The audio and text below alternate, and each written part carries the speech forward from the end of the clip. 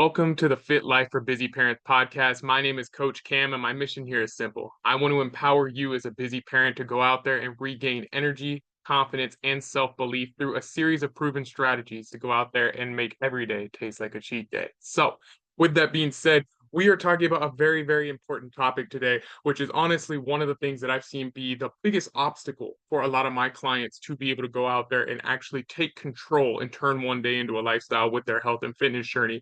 And what that is the idea of making commitments, right? And so, what I mean by a commitment isn't so much the fear of a commitment, right? Making the commitment and be like, oh, I'm just not going to make the commitment because I don't want to actually like potentially commit to anything, right? Like, I have like issues with commitment. That's not what I'm talking about, right? We hear about that all the time in like relationships and such. But what I'm talking about here is not being afraid to make the commitment, but rather you're totally fine with making the commitment. You just don't actually believe that the commitment means anything.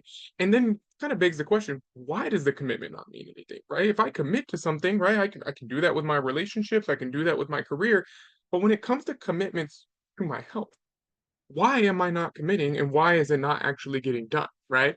And this is really the biggest obstacle that I've helped a lot of my clients overcome is being able to make a commitment and stick to it, right? So let's back up here a minute before we get into how we actually go out there and make that commitment, right? And go into a scenario where we actually deal with someone, right, who doesn't keep commitments, right? Let's say that you have a friend, a family member, whoever you want to identify it is in your mind, right? But someone that you are making plans with, right? Let's say to go out to dinner, right? You're making the plans, you're committing to a time frame, you're committing to a location, you're committing to a day, right? And saying, hey, we're going to meet here at that time, at that location, on this date to be able to go ahead and have dinner, right?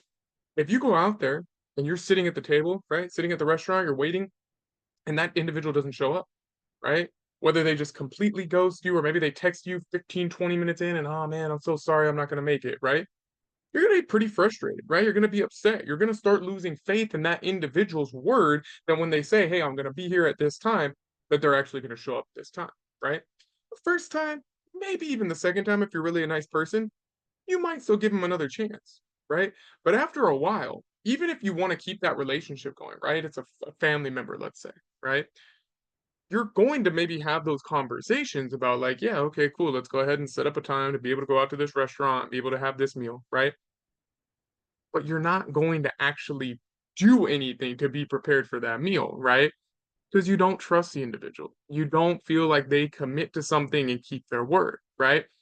So if it only takes you maybe one or two times with a friend or a family member to completely lose that trust and to stop committing on your end to showing up at that time in that place, right? Even if you still make the plans, right? You might talk about what's the difference between that and you making a commitment to yourself maybe every week, maybe every month, maybe every couple months, maybe even once a year around New Year's time, right? Of this is the year, this is the week, this is the month. I'm getting back on my fitness journey, right? I'm meal prepping, I'm going to the grocery store and getting all my stuff. I'm gonna go to the gym, maybe even sign up for a gym membership, right? And then all those things collect dust, rot. Maybe you actually make the meals and you leave them just sitting there in your refrigerator and you never actually follow through, right? Not only does this mean obviously that you're not going to get the results, right? Because you didn't do the work, right? But in addition to that, every single time that we try and we fail, we're losing trust, right, in our own commitment, right? That our word means anything, right? Even if we try and we give up super easy, right? We go to the gym for a week and then we stop. Maybe we meal prep for the first week and we eat it and we're feeling good and then we stop, right? Any of those realities, right? We're still losing faith in our commitment to see it through, stick to it, and actually go through with the ultimate goal, right? Because the goal isn't I want to meal prep for a week and eat it. The goal is I want to lose 30 pounds, 50 pounds, 100 pounds, right? So again, the more that we don't do that, right? Whether that's 3 times, whether that's 10 times, whether that's 50 times, that we make that commitment and we don't execute, we don't follow through, more that we're losing faith, right? So now, not only are we not getting the results and potentially even going backwards, right? Because usually once we don't keep that commitment, it's not like we get back on it the next day, right? It's like Wednesday, we stop eating the meal prep, we stop going to the gym. I'll start next Monday, maybe next month, maybe after the holiday, maybe after the vacation, right? Maybe after New Year's, right? Depending on the time of the year and what's going on. Now we're gaining weight we're losing faith, and even worse, right? We're getting closer and closer and closer to that point where we stop making the commitment altogether, right? Because even the scenario that we're talking about with a family member, for a little while, you're going to keep the conversation going, right? But then eventually you're going to be like, what are we even doing here? Right? Like, why are we even talking? Right? This is a waste of my time even making the preparations. I know you're not going to show up. You know you're not going to show up. Why are we doing this? Right? Let's stop doing the dance. And that's really where I think people can really gain a lot of weight, right? It's because they lost the faith, they stopped committing altogether, they stop even trying. And then somewhere down the road, they're looking up and seeing that they've gained 50, 60, 100, 150 pounds, right? And going, Coach, it was only 2 years of my life. How did I gain so much weight, right? And again, it all stems from the commitment and not following through. So then begs the question, right? Okay, that's a great story, Kim, but what do I do now? Right? Well, there's a couple things that we could do, right? Number one, I think the most important thing that you can do is get some skin in the game. And what I mean by that is anything, right? Obviously, I'm a coach, so I'm sure people assume that that's what I mean, but I honestly don't mean getting a coach, right? You could get skin in the game by going out there and getting the gym membership that we talked about. Maybe that doesn't move the needle enough.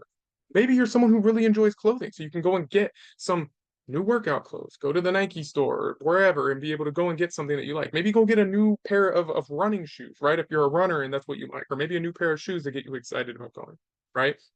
Maybe that's not enough. Maybe you get an accountability system, right? So maybe you go to a gym, but you don't just sign up for the gym, right? You sign up for, 30 days worth of classes, right? And now you have a little bit of skin in the game, right? You spent money on 30 days worth of these classes, right?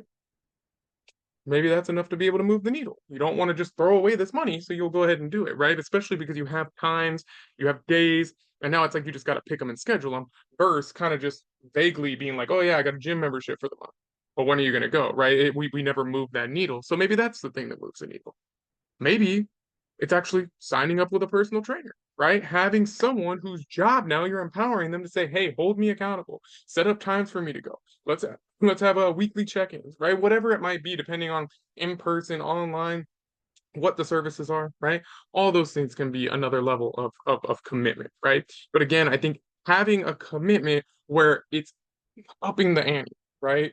Where it's not just, hey, I want to start Monday and committing to a time, but that has nothing to lose, right? Because that's really the reason why people don't follow through is like, what do you lose, right? You lose a lot by doing the diet and going to the gym and doing all the things, right? Because in general, right, that means for most people, they're restrictive dieting. So they're not eating any carbs or they're not eating like any calories, and maybe they're fasting for 20, 24, 48 hours, whatever, right? They're going to the gym. That's time that usually you're tired, right? And you don't really want to go the first couple times. So what do you lose by not going? Well, it's the same thing that I did last week, right? But what do you lose by going is that energy and that time and sitting down on the couch and being able to spend time with family, right? All those things that we would say that we're losing, right? But in reality, right, if we dove deeper than that, doing the nutrition is going to give you more energy, right? Again, especially if you do it in a way where you're fueling your body and you're eating some of the foods that you enjoy, it really doesn't have to be all that damaging, right? It can actually be pretty fun. You can enjoy it, right? On the other hand, going to the gym, right? Sure. Everybody in the beginning wants to just kick their feet up on the couch and just be able to relax. But after 2, 3 workouts, right? You're going to be feeling much more energized. You're going to be feeling better. Maybe you're even starting to see some changes. Maybe you're even feeling just like, oh man, I like getting up and going to the gym and doing this, that, and the other, right? Maybe you meet some friends. Maybe you like the atmosphere. Maybe you get in the sauna a couple times and you feel good with the sweating, right? Whatever it might be, but you kind of start to feel better, right? That could be something that happens, right? Maybe you start doing a cardio strategy, whether you're running or jogging or just walking, right? But you start to enjoy being outdoors more, right? You're getting some sunlight, you're feeling good. Maybe it's summertime or maybe it's fall and the leaves are changing and you feel really good about what you're seeing and the environment that you're putting yourself in. You're prioritizing your health and you're feeling good, right? All those things are the reality of going through it, right?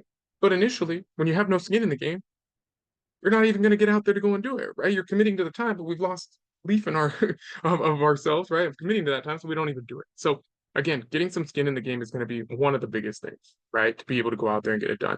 Secondly, again, kind of goes along with commitment, but it's getting some type of community, right? Getting around like-minded people who are going to do this, right? Because that's going to help you significantly. Because if you don't want to do it, but you see everybody else around you doing it, you're probably going to get up and go, right? Because you feel bad. I should go do it, right?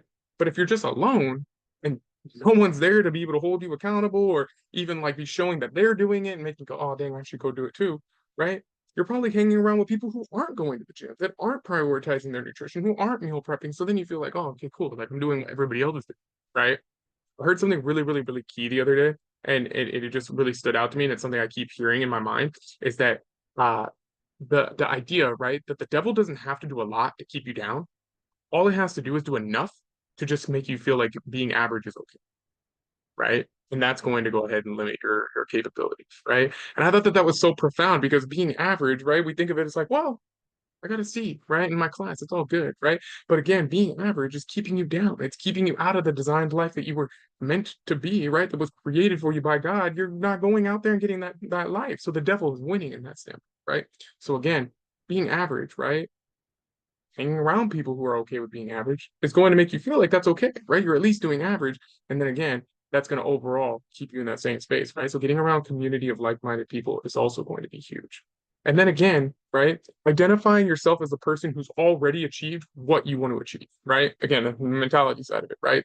Committing to it and saying, hey, yeah, I don't want to wake up at 4 a.m. to go to the gym. But you know what? The version of me who's successful and has the body or has the energy or has the confidence or is getting the job promotion or whatever you attribute the end goal as being would get up at 4 a.m. and go and do it. So I'm going to go and do it, right? You have to already visualize and see yourself as that individual before you ever even get there to be able to be successful, right? So getting some skin in the game, getting around like-minded people and visualizing where you want to go and what that individual would already be doing and start doing that today, that's what's going to get you over that edge, right?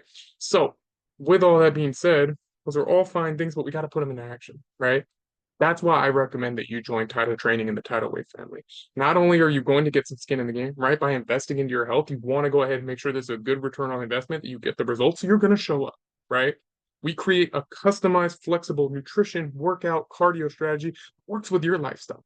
So it's not like you just got to go and try something and have no confidence in it. You're going to have confidence in it. It's going to be curated to you. You're going to feel really, really good about what you're doing. And again, you got that skin in the game to go out there and get the first couple of days rolling so that you really make it into a lifestyle.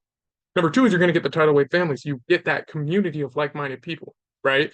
Over 100 individuals in there, all going after the same goals, supporting each other, dropping in their nutrition, dropping in their workouts, dropping in their cardio, showing what they're doing, showing themselves getting results, showing belief in each other and in themselves. Again, is going to make you see those notifications going off and go, damn, I should go to the gym too. Dang, I should go ahead and eat my meal prep too. I want to go ahead and have extra dessert, but no, I shouldn't. I'm within my calories. I'm within my whatever. I'm going to go ahead and stay there, right? Again, holding that accountability. And then number three, right, is that we work on mindset so much. A lot of what we do is doing exactly what I talked about, visualizing, talking about your goals, becoming the person that you want to become before you even get there, right? Changing it up here to change it out here. You cannot go out there and achieve a goal that you have not visualized, right? It's like trying to go and envision something that you've never seen before. How do you do that, right? How could you tell me about something you've never seen before? Right? If I said, hey, tell me about the one thing that you've never seen before, it's a blank canvas. Be anything that you want. If we have no idea of what that thing is, we're never going to go out there and do it. Right? So by visualizing it, seeing it, becoming that person before we even ever get there physically, we're going to be able to go ahead and change our reality and change the physical nature. So, with that being said, go out there and commit to your goals. Get some skin in the game. Go ahead and get around a like-minded community, right? Really go out there and change your mindset. And let's turn one day into a lifestyle. I hope that this was helpful for you guys. This is something that's absolutely been life-changing for a lot of my clients. Make sure you subscribe so you never miss another episode. And let's go out there, really be able to turn one day into a lifestyle. See you guys on the next one.